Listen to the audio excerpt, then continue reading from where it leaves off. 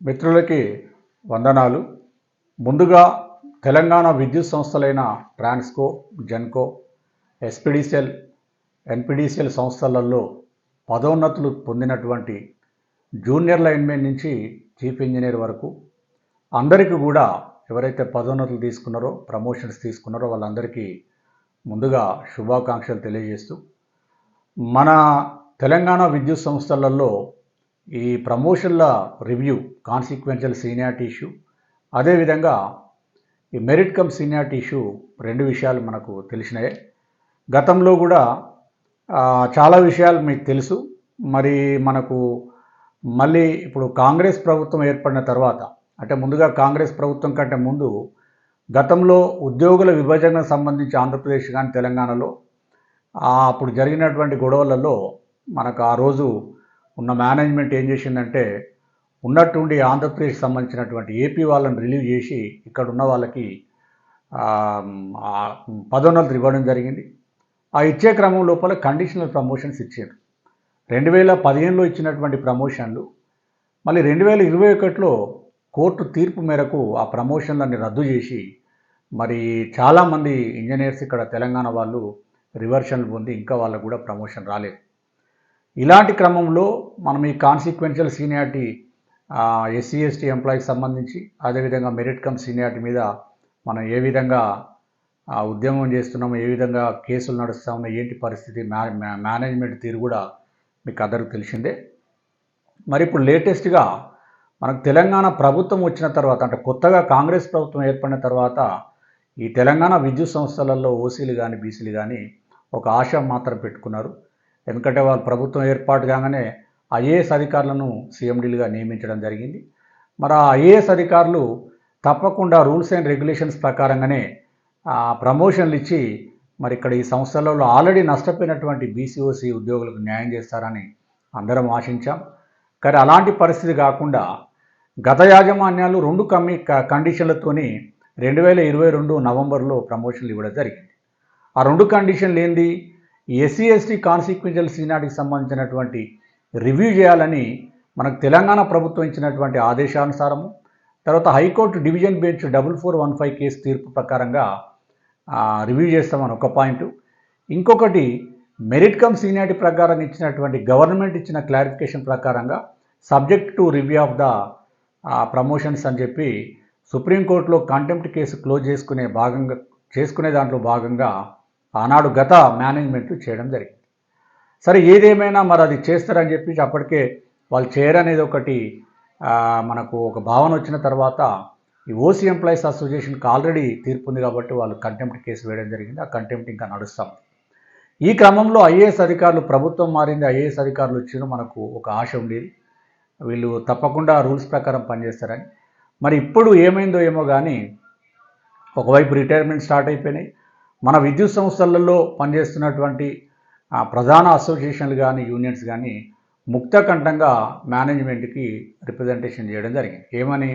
ఒకవైపు రిటైర్మెంట్లు స్టార్ట్ అయినాయి కాబట్టి మీరు ప్రమోషన్ ఏ విధంగానే నేను కండిషన్స్ పెట్టుకోండి, ఏదైనా చేయండి, కానీ ప్రమోషన్స్ ఇమీడియట్గా చేయాలని చెప్పేసి సీఎండీలను వాళ్ళు చెప్పడం జరిగింది.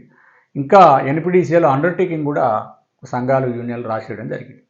సరే, వాళ్ళకి ఎందుకంటే మెంబర్స్కి తొందరగా, అంటే ప్రమోషన్స్ లేట్ అయిపోయిన ఇప్పటికే సంవత్సరంన్నర పైన వెయిట్ చేస్తూ ఉన్నారు కాబట్టి ఏది ఇచ్చినా పర్వాలనే పద్ధతి లోపల వాళ్ళు మరి అట్లా ఇచ్చినటువంటి పదోన్నతులు పూర్తిగా ఓసీ బీసీ ఉద్యోగుల యొక్క హక్కులకు భంగం కలిగే విధంగా ఉంటాయని, అయినప్పటికీ మాకు ప్రమోషన్లు మాత్రం ఇవ్వాలని చెప్పి ఆ సంఘాలు కోరడం జరిగింది.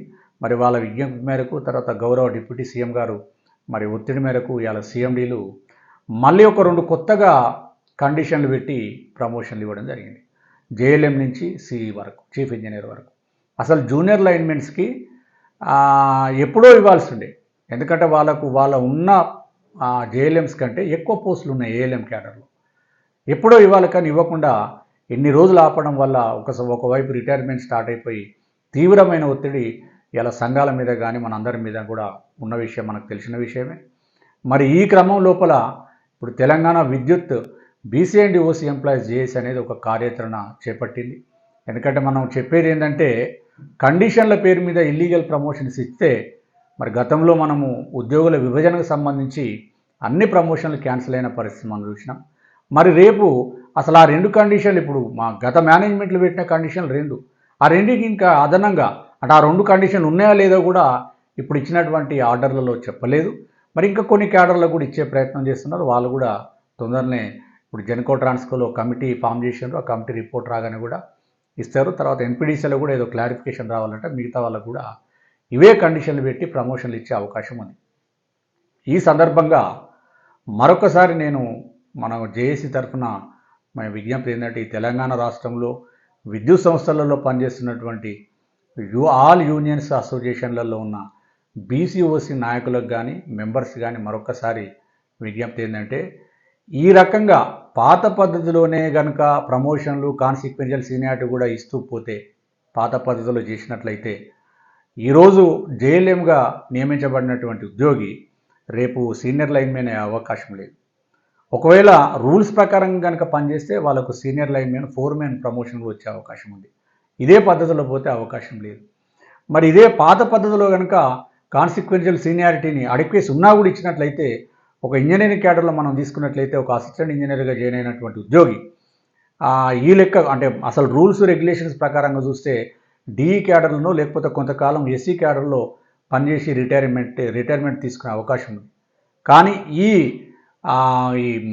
హైకోర్టు తీర్పుకు వ్యతిరేకంగా గవర్నమెంట్ ఇచ్చిన ఆదేశాలకు వ్యతిరేకంగా కనుక పాత పద్ధతిలో కనుక ఈ కాన్సిక్వెన్షియల్ సీనియారిటీ కనుక ఇచ్చినట్లయితే వాళ్ళు ఏడీ క్యాడర్లోనే అసలు డిఈ కాకుండానే రిటైర్మెంట్ అయ్యే పరిస్థితులు ఉన్నాయి. కాబట్టి ముఖ్యంగా బీసీఓసీ ఉద్యోగ మిత్రులంతా కూడా ఆలోచన చేయండి. ఇలా తెలంగాణ విద్యుత్ బీసీఓసీ జేఏసీ పిలుపు మేరకు మనం 4వ తారీఖు ఒక నిరసన కార్యక్రమం మహాధర్నాను విద్యుత్ సౌధలో ఏర్పాటు చేసినాం.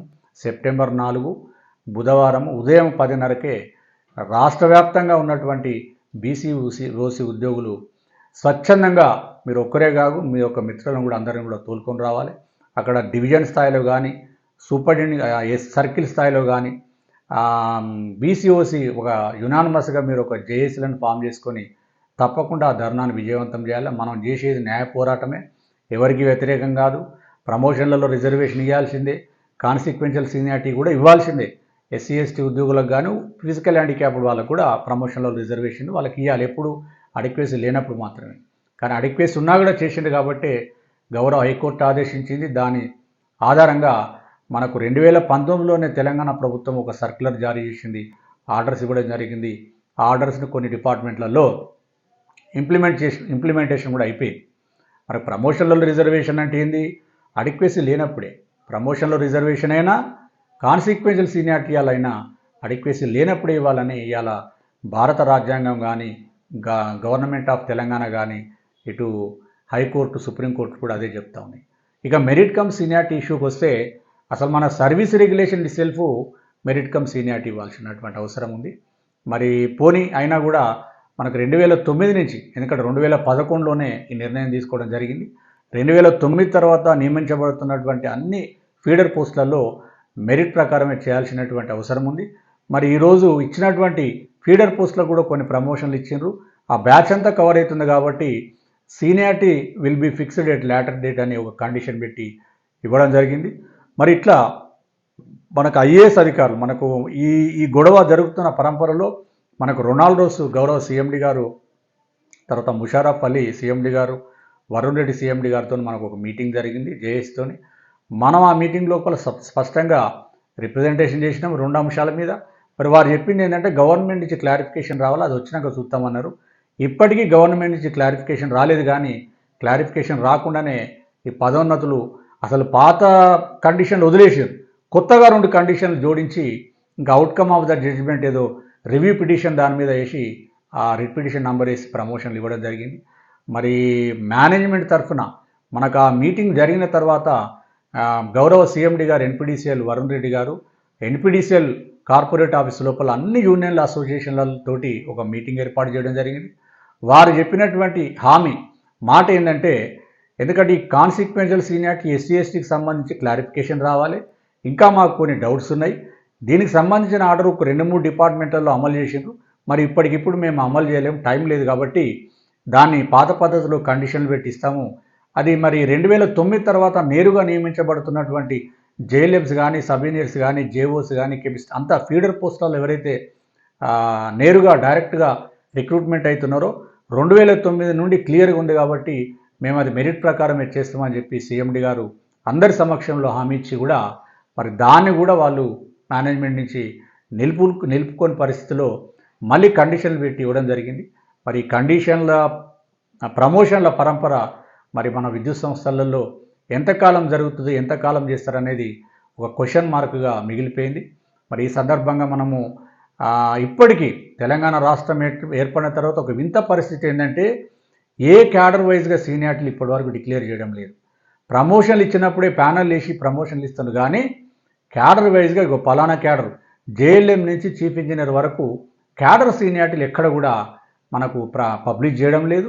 మరి ఈ జరుగుతున్న క్రమం లోపల మనకు విద్యుత్ బీసీ అండ్ ఓసీ జేఏసీ ఒక కార్యాచరణ చేపట్టింది. తప్పకుండా ఈ విద్యుత్ సంస్థలలో పనిచేస్తున్నటువంటి సంఘాలకు అతీతంగా బీసీ ఓసీ ఉద్యోగులు మద్దతు తెలపాలని తెలియజేస్తూ మనకు 5 డిమాండ్ల మీద మనం మహాధర్నాను సెప్టెంబర్ 4 బుధవారం ఉదయం 10:30కే మనం విద్యుత్ సౌధలో మనం ఆర్గనైజ్ చేయబోతున్నాం. కాబట్టి ఆ డిమాండ్స్ ఏంటంటే, మొదటిది కండిషన్ల పేరు మీద ఇస్తున్నటువంటి ఈ పదోన్నతులన్నిటి మీద కూడా ఒక న్యాయ విచారణ వెంటనే రాష్ట్ర ప్రభుత్వం చేపట్టాలి.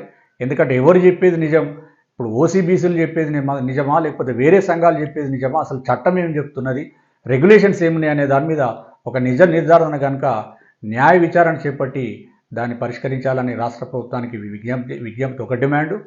రెండవది జూన్ 2, 2014 తర్వాత ఇచ్చినటువంటి అన్ని పదోన్నతులను గౌరవ హైకోర్టు, సుప్రీంకోర్టు గౌరవ ప్రభుత్వ ఆదేశానుసారము సమీక్షించి నష్టపోయిన బీసీఓసీ ఉద్యోగులకు పదోన్నతులు కల్పించాలి విత్ కాన్సిక్వెన్షియల్ బెనిఫిట్స్.